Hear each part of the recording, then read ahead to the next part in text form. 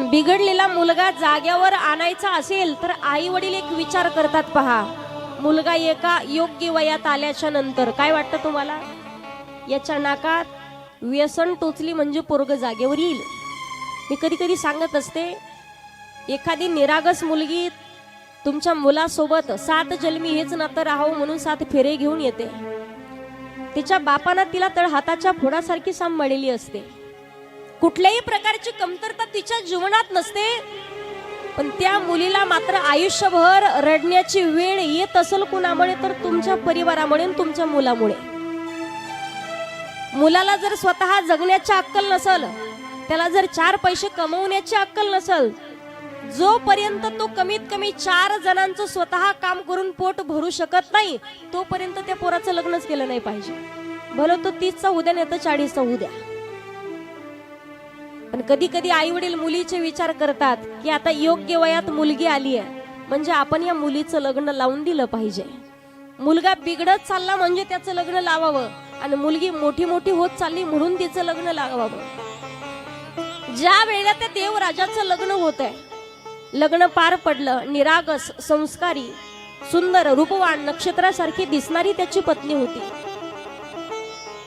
रोज सकाळी लवकर उठायची, घरातलं सारवण घ्यायची, घरामध्ये झाडून घ्यायची, सासू सासऱ्यांची सेवा करायची, आणि सकाळपासून तर संध्याकाळपर्यंत त्या देवराजाच्या पूर्ण परिवाराचं संगोपन करण्याकरिताच काम करायची.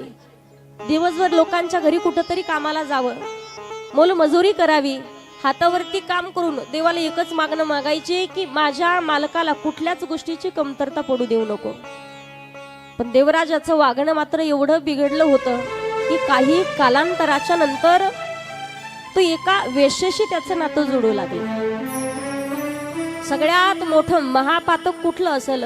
दुसऱ्याच्या एखाद्या पत्नीवरती, दुसऱ्याच्या स्त्रीवरती वाईट नजर ठेवणं खूप मोठं महापातक आहे. नरकात सुद्धा ते व्यक्तीला जागर असते ज्याची दुसऱ्याच्या बाईवरती वाईट नजर असते. देवराजानं वेश्याच्या अधीन जाऊ लागला. शोभावती नावाची वेश्या आहे. ज्या वेळेला तिच्या अधीन गेला आणि काही कालांतराच्या नंतर एक दिवस तर तो त्या वेश्येच्या जवळ राहू लागला. तिला सांगितलं, एवढं नितांत प्रेम मी तुझ्यावरती करतो की शब्दात वर्णन करू शकत नाही, शब्दात सांगू शकत नाही. ते वेश्याने विचारलं, किती प्रेम करतो माझ्यावरती, सांग काय करू? माझं मस्तक काढून देऊ का? माझा हात तोडून देऊ का? माझा पाय तोडून देऊ का? तिने सांगितलं, कुठली वस्तू, तुझं कुठलाही अवयव मला देण्याची गरज नाही. एकच काम कर, तुला जे 2 मुलं आहेत आणि तुझी पत्नी आहे ना, त्यांचं तिघांचंही मस्तक मला घेऊन ये. ज्या वेळेला 2 त्याची लेकरं इकडे तिकडे फिरायची, सकाळपासून तर झोपेपर्यंत खाण्याची पंचायत होती. काय खावं? आई वडिलाला म्हणावं, आईला सांगावं, आई काहीतरी खाण्याकरिता दे ना. नितांत प्रेम त्या लेकरावरती. माय धाई मोकलून भगवंतासमोर जाऊन रडायची, एकच मागणं मागायचे की देवा, माझ्या मालकाला योग्य मार्गावरती आणण्याचं काम करा. मला किती बिघडलेले असू द्या, पहा, बाई संस्कारी असेल ना तर घराचं चांगलंच व्हावं याच विचार करत असते. देवाला हात जोडून प्रार्थना करायची. चुकीचं कर्म आम्ही केलं असेल, वाईट कर्म आमच्याकडून घडलं असेल, पण या निरागस माझ्या लेकरांनी काय वाईट केलंय की जे 4-5 वर्षाचे आहेत? पाप काय असतं, दुःख काय असतं, लोकांचं वाटोळं काय असतं हेच त्यांना माहिती नाहीये. पण अशा निरागस लेकराला जर भाकरी वाचून अलिप्त राहावं लागत असेल, भाकरी वाचून जर एवढ्या वेदना होत असतील, तर आमच्या जगण्यात अर्थ नाहीये. रात्रीच्या वेळेला दोन्ही बाजूने 2 लेकरं झोपली आहेत आणि देवराजाची पत्नी मध्ये झोपलेली आहे. जसं त्या शोभावतीने सांगितलं, तुझ्या लेकराचं मस्तक घेऊन ये. देवराज निघाला. एक तलवार घेतलेली होती, एवढी चमचम करणारी तलवार होती, जशी म्यानात ती तलवार होती. रात्रीच्या वेळेला घरात येऊन पाहिलं, मंद मंद दिवा चालू होता. दिव्याची वात पुढे सरसावली आणि देवराजानं 2 लेकरांनी स्वतःची पत्नी पाहिली.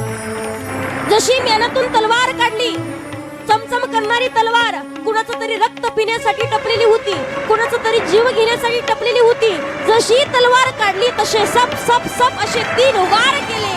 धडापासून मस्तक बाजूला झालं आणि तो मस्तक घेऊन त्या शोभावतीच्या पर्यंत धावत निघाला. शोभावती, अगं एवढं नितांत प्रेम तुझ्यावरती करतो, हे बघ माझ्या मुलाचं आणि माझ्या पत्नीचं मस्तक घेऊन आलोय. शोभावतीच्या अंगातून घाम निघू लागला. मागे हो देवराज, पापी आहेस तू, दुष्ट आहेस तू, नरकात सुद्धा तुला जागा नाही भेटणार. देवराजाला ती मुंडकी खाली टाकली आणि खाली मान घालून सांगू लागला, शोभावती एवढं नितांत प्रेम तुझ्यावरती करतोय ग, माझ्या मुलाचं आणि माझ्या पत्नीचं मस्तक घेऊन आलोय. शोभावतीच्या डोळ्यात वेश्या होती, पण तिचंही अंतकरण गहिवरून आलं. सांगू लागली, देवराजा अरे आयुष्यभर जीवन जगली फक्त तुझ्या करिता, आयुष्यभर कपाळावरती कुंकू लावलं फक्त तुझ्या नावाचं, हातात बांगड्या भरल्या रे पण तुझ्या नावाच्या भरल्या, तर हाताच्या फोडासारखं स्वतःच्या बापानं सांभाळली होती, पण तुझ्या करिता सगळ्या आनंदाचा सगळ्या सुखाचा त्याग करून दुःखामध्ये तुझ्यासोबत राहण्याकरिता तयार झाली. 7 जन्मी हेच नातं टिकून राहावं म्हणून 7 फेरे तिने घेतले तुझ्या करिता, आणि तू त्याच पत्नीचं त्या निरागस मुलाची मस्तक घेऊन आलायस. लाज नाही वाटली तुला?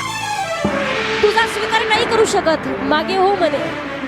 अरे तुझ्या पत्नीपेक्षा सुंदर मी तुला दिसले, तर आज तुझ्या पत्नीचं मस्तक माझ्या समोर घेऊन आलाय. भविष्यात माझ्यापेक्षा सुंदर एखादी स्त्री तुला दिसली तर तिचंही मस्तक तू धडापासून बाजूला करण्याकरिता, माझं मस्तक उडवण्याकरिता मागे पुढे नाही पाहणार आहे. देवराज तिथे संपला. मस्तक खाली टाकलं आणि निराश होऊन स्वतःच्या घरी आला. काही कालांतरानं वृद्धापकाळाकडे त्याची वाटचाल चालू झालेली होती. आणि सगळ्यात महत्वाचा विषय सांगेल मी, कधी कधी कथेच्या कीर्तनाच्या माध्यमातून सांगत असते की बाईच्या अगोदर, मालकाच्या अगोदर बाईनं कधीच नाही जावं. पहा, घरातली बाई जर निघून गेली ना तर खऱ्या अर्थानं त्या दिवशी त्या माणसाचा वनवास चालू होत असतो.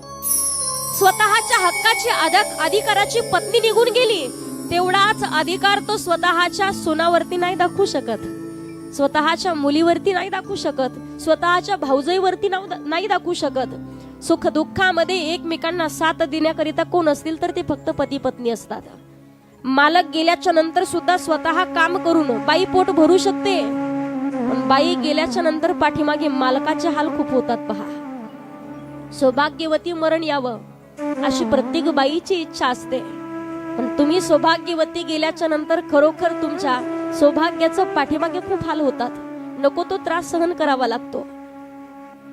देवराजाला काही कालांतराने चालता येईना,